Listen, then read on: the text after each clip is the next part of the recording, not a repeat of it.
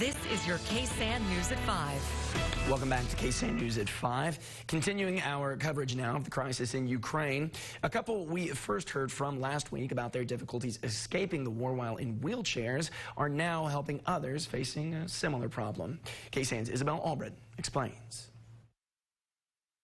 Juliana and her husband had a hard time escaping the war in Ukraine due to their spinal cord injuries. She said it was difficult to flee because of their wheelchairs. So when they finally escaped Bucha, a small city outside of Kyiv, they were relieved, but they couldn't help but think of everyone else who's in their position.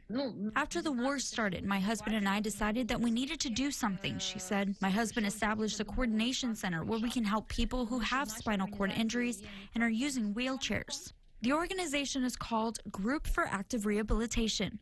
The group helps others in wheelchairs get the resources they need as the war continues. So while we were occupied by Russian soldiers, our colleagues would continue the work, she said. We are in a big need of catheters, and we are working with a lot of other organizations, and it's still growing. Juliana says since the war started, the organization has helped more than 1,400 people in wheelchairs. Right now, the organization is transferring from Kyiv to Lviv because it's safer. We also have leaders that work from outside the border, she said.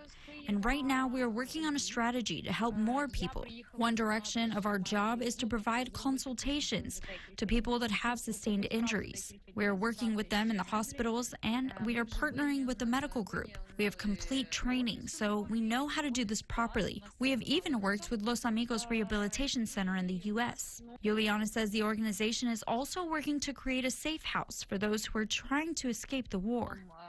We are also helping evacuate people with injuries, she said. We're working with a Sweden-German organization who opened a safe house in Poland. A safe house is basically a place where we can bring people from Ukraine and they can stay there for a few days while the organization can establish proper medical care in a hospital or rehabilitation center or just a place to stay. We're helping with the evacuation using our bus, and we can drive people to the Polish border, or if we have a female driver, we can go inside of Poland. Right now, she and a few others are helping those who are new to wheelchairs due to war injuries. They teach them how to get around and care for themselves. The majority of our leaders are in wheelchairs, she said. Some of them are outside of Ukraine right now and are working from there. Some are still in Ukraine. Also, a lot of people who are helping are calling us and telling us that they would like to volunteer and help us out as well. So the organization is really growing. She says the main problem she and her husband had while in Bucha was getting access to urinary supplies. We're in big need of this, especially since one of the biggest warehouses containing these supplies was located between Bucha and Irpin. So they are asking for help to get those supplies for their patients. If you are interested in donating, you can visit the ConchoValleyHomepage.com for the link on where to send monetary donations or urinary supplies for those in need. For your KSAN News, I'm Isabel Albrecht.